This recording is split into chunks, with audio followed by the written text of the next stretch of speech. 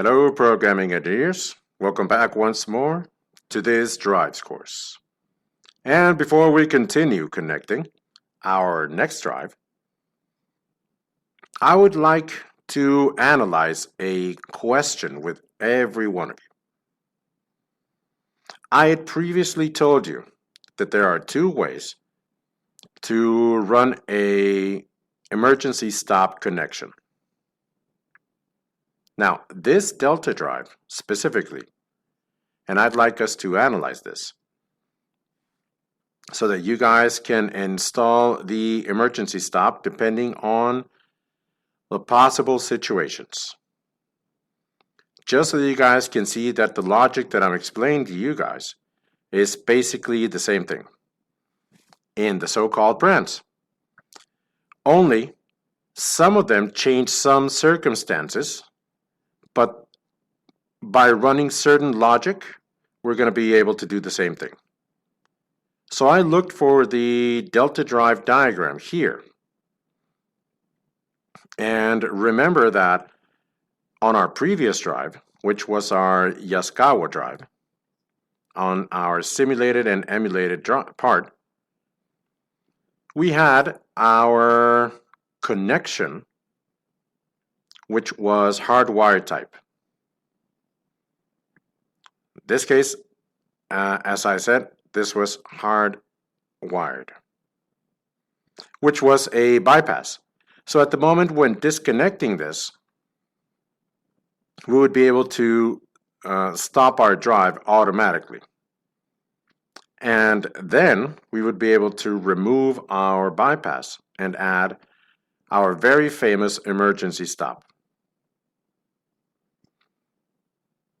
But here, since you see an emergency stop on our Delta drive, the only emergency stop that we have is here. So if you analyze our previous video or our previous videos, when I started showing our Delta drive and its terminals, you probably saw the red terminals. And that's when I told you that these terminals are for safety. So in the industrial automation part, we already added a standardization for our brands, which if we see a red terminal device, this means that it's a safety technology. Now, safety is a different specialty course in automation. Now, I've gotten some comments about a new type of course or courses for safety because basically I would have some security experience. But I'd have to tell you about this in general so you guys know about this. So at the moment when I identify the color, then almost immediately are we going to notice that this is for safety. So once analyzing the diagram, this is going to be the part where we're going to be able to enter an emergency stop. Adding then, in this case, our Delta drive, which is asking for our safety or security PLC. Now, it may be very small, or we could also be playing around with an independent safety device. A little bit easier, which is our famous security relay. Now, we could also use a smart relay drive. And this gives us the option, and ideally, this is what we could have for our emergency stop. Now, what's the difference with our safety on this side with our previous Yaskawa drive, which was only for a bypass? Well, as I said, this is a smart device. So if we were to activate our emergency stop, okay, together with our safety or security device, the difference here would be that we're not going to be able to reestablish our system only by going back to its regular emergency stop situation. So it's not about that the machine would be running automatically. It doesn't work like that. So for our smart devices, they're asking us, once pressed our emergency stop, it's asking us for a reset button, indicating, all right, if everything is set in the machine, okay, then reset the button. But even so, guess what? You still have to press an additional button, which we're going to have to connect on our security device so that we can reestablish our whole system. And then we could add a permission to move forward. So our drive is in order so you can continue moving on. That is the difference with a traditional security button. For example, here for Yaskawa, remember that we disconnected that bypass. And at the moment when we deactivate and set it to its natural state or status, we could then use our drive. So maybe all we need is a reset. However, that reset is a button to clean up or to remove the failure. But not here. Here it's going to say, you know what? There is a failure. So we clean up the failure once the button is in its regular state. And even so, we will need to ensure this. But by pressing the internal reset, that's the big difference between our safety part and our regular part, which is assigned for our emergency stop. Now, you may say, Rodrigo, you know what? Why is it asking me for an additional device if I don't have this? So where then would I connect my emergency button? If I don't have the device, then these are going to be more of an expense for the project. But if it's something that's easier, or if we don't want something that is as sophisticated, then we have the other option. Do you remember which one it is? Well, we need to look for our digital input for multifunction. So we need to assign this to whatever input you have free. And we have to look for in our functions if there's something that acts like an emergency stop. So we have here our force to stop, and it's not indicating that it's fast to stop, which is an emergency stop. So it should be a fast stop or an emergency stop. So we're still looking for this, and finally we have our emergency stop.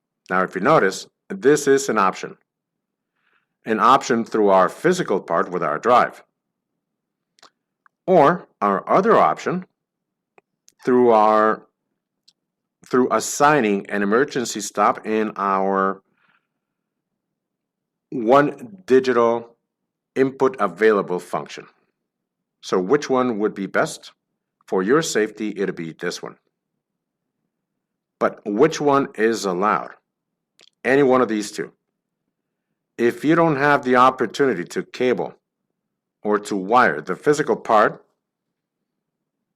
with some assigned physical parts, then don't worry about this, guys. All you need to do is you need to use this part. The only thing that we shouldn't do is an emergency stop before stopping. It makes no sense. It's like if we added here an emergency stop before all this. It really would not make any sense. Because in the end, it's not an assigned input as emergency stop. So it would do me no good to do this. Because then this would disable absolutely everything for it not to be used. And for stop, what we do is we say, okay, so I'm stopped, but I'm on hold so that for you to press run. So it's not an emergency stop as such. The emergency stop, we should at least reset our drive for any failure or an alarm message. Okay, so it's something that would not match, and it wouldn't send our drive as an alarm if we add our emergency stop before this connection.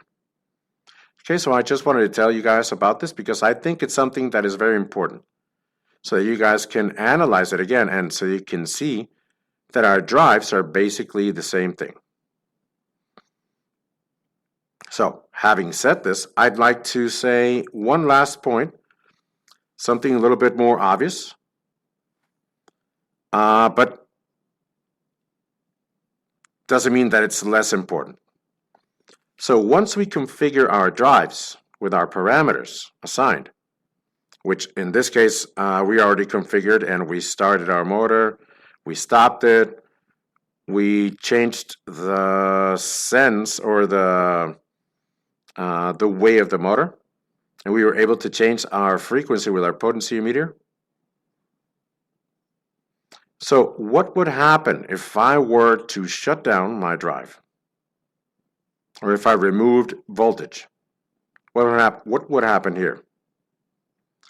Well, frankly, what would happen is we would keep the same parameters.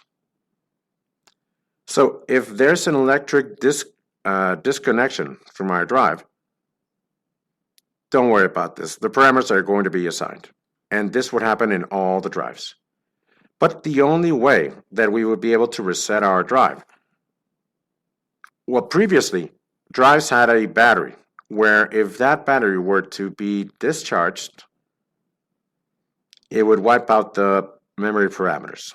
Something that with most of the drives, current ones at least, this wouldn't happen.